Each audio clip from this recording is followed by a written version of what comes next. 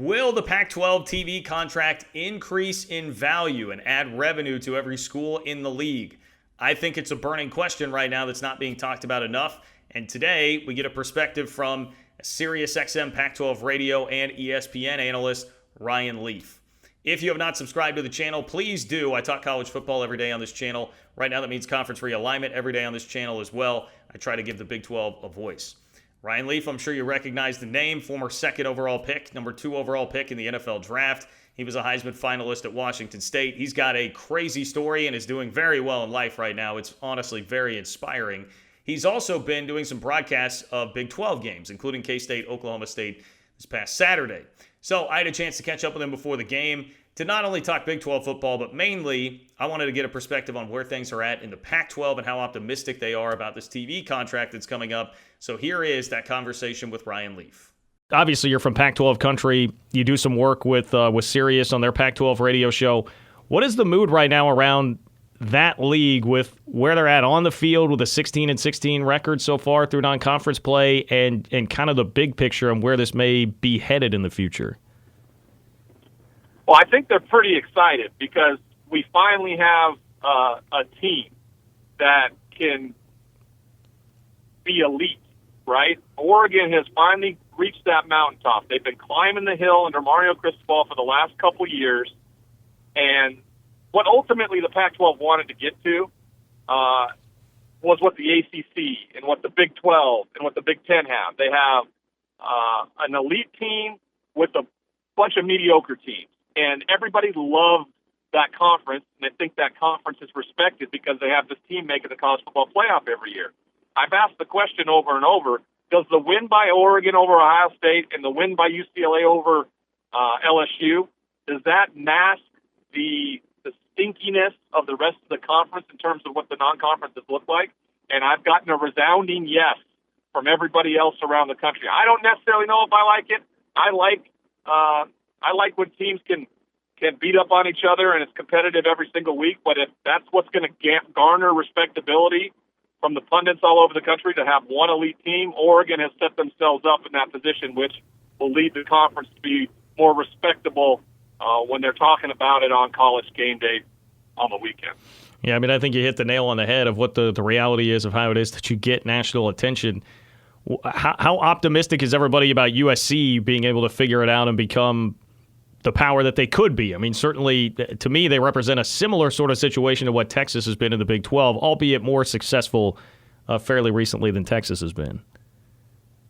That was exactly where I'm going with it. I liken them to Texas.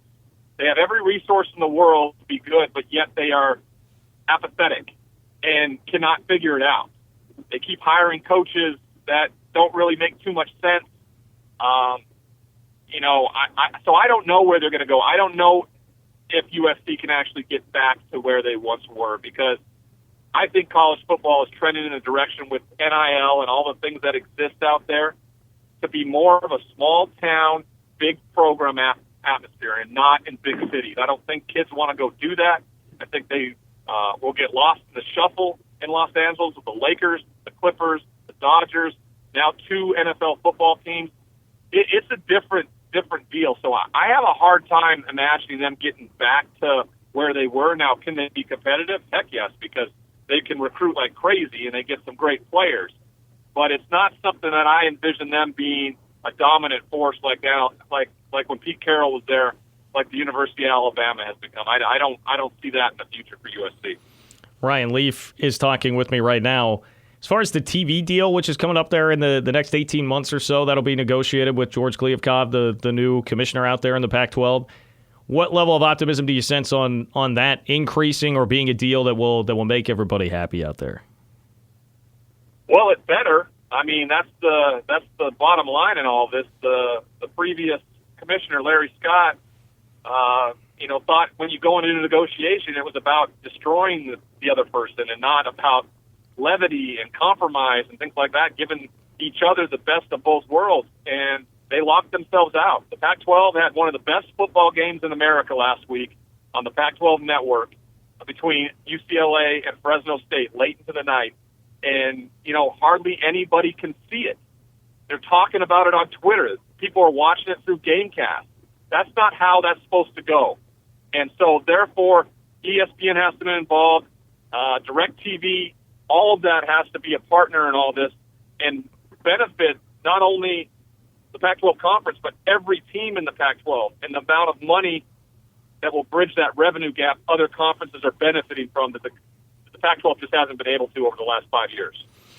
Well, Ryan, before I let you go, and I don't mean to throw this on as just like a tagline or a tag at the end of the interview here, so to speak, but I find your story, and those who are familiar with it, I'm sure would too, very fascinating to where your life has gone with your days post-NFL playing career. As much as you can, like the Cliff Notes version on kind of where your life is at right now and what that journey has been like for you.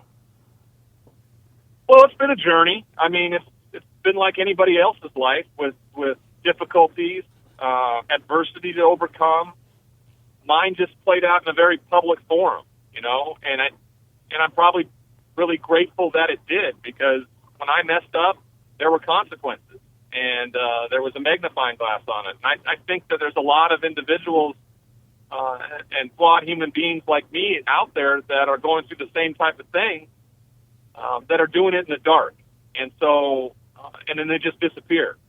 I didn't have the luxury of doing that. I was forced out into the light, and it saved my life. And therefore, I believe that I have to be public about my recovery and helping others and trying to be part of the solution and being of service. And so that's what this has been all about. I just spent the last 3 days in Morgantown, West Virginia with the Mountaineers and Coach Brown and that group, speaking with them, working with them, trying to be a purposeful human being to others who may be going through tough times. And that's exactly what this is all about. And it's given me this unbelievable life, right?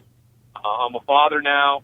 I've built the foundation around that of service work and community. And now I get to spend my life in college football and in the NFL, right? Being a broadcaster, utilizing what my degree was in college that I thought I'd never be able to utilize. And I love it. I love being on campuses again. I love being up in a booth talking about football. That gave me everything. And the only reason that's a possibility for me is because of the choices I made since I walked out of a prison cell almost about 7 years ago. And really grateful human being you're talking to right now, that's for sure.